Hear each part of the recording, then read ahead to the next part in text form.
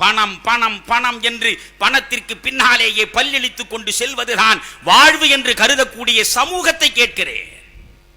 எவ்வளவு நாள் நீங்கள் இந்த மண்ணில் வாழ்ந்து விடுவீர்கள்?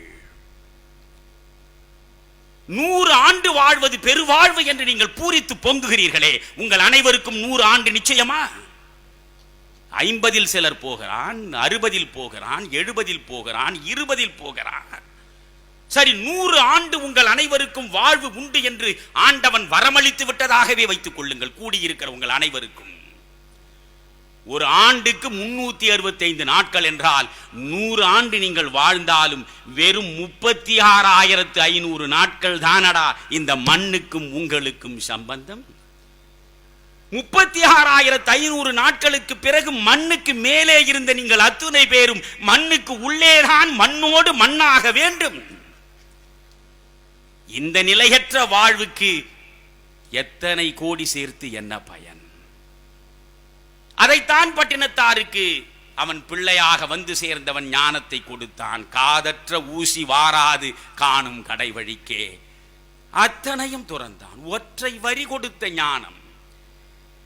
கோடி கோடியாய் தேடி வைத்திருந்த சொத்து முழுவதையும் தூக்கி எறிந்துவிட்டு கோவணத்தோடு வெளியே போன பட்டினத்தார். மனதில் வைத்துக் கொள்ளுங்கள், அப்படி போகிற பொழுது மனைவி கண்ணீர் விடுகிறாள், கவலைப்படவில்லை. உறவுகள் தடுக்கின்றன, கவலைப்படவில்லை. ஆனால் பட்டினத்தடிகளை பெற்றெடுத்த தாய் தடுத்து கண்ணீர் விடுகிற பொழுது சொன்னார், தாயே, உன்னை நான் துறக்க மாட்டேன். நீ உயிரோடு இருக்கிற வரையில் இந்த புகார் நகரிலேதான் நான் சுற்றி கொண்டிருப்பேன். உனக்கு ஈமக்கடன் ஆற்றிய பிறகுதான் இந்த புகார் நகரை விற்று நான் புறப்படுவேன் என்று சொன்னார். தாய் உயிரோடு இருக்கிற வரையில் பூம்புகார் நகரின் சத்திரங்களிலும் தெருக்களிலும் அவர் பிச்சை எடுத்து உண்டார். தாய் இறந்தாள், செய்தி கிடைத்தது. தாய்க்கு சிதை மூட்டப்பட்ட இடத்தை தேடி வந்து பார்க்கிறார். சிதை நெருப்பு எரிகிறது. நண்பர்களே, அந்த நேரத்தில் பட்டினத்தார் பாடிய 10 பாடல்களை இன்று படித்தாலும் எந்த மனிதனும் தாயை புறம் தள்ள மாட்டார். 2 திங்களாய் அங்கமேலாம் நொந்து பெற்று பையல் என்ற போதே பரிந்தெடுத்து செய்ய இரு கைப்புறத்தில் ஏந்தி கனகமுலை தந்தாளை எப்பிறப்பில் காண்பேன் இனி. முந்தி தவம் கிடந்து 300 நாட்சுமந்து அந்தி பகலாய் சிவனை ஆதரித்து தொந்தி சரிய சுமந்து பெற்ற தாயார் தனக்கோ எரிய தடல் மூட்டுவே.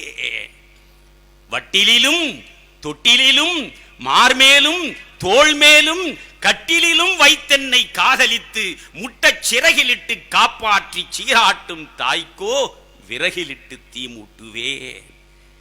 அரிசியோ நான் இடுவேன் ஆத்தாள் தனக்கு வரிசையிட்டு பார்த்து மகிழாமல். அரிசியோ நான் இடுவேன் ஆத்தாள் தனக்கு வரிசையிட்டு பார்த்து மகிழாமல்.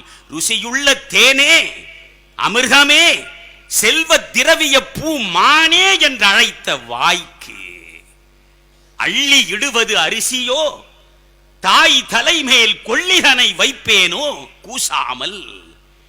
மெல்ல முகம் மேல் முகம் வைத்து முத்தாடி என்றன் மகனே என்று அழைத்த வாய்க்கு என்றெல்லாம் புலம்பிய அந்த பட்டினத்தாரை யோசியுங்கள், யோசியுங்கள்.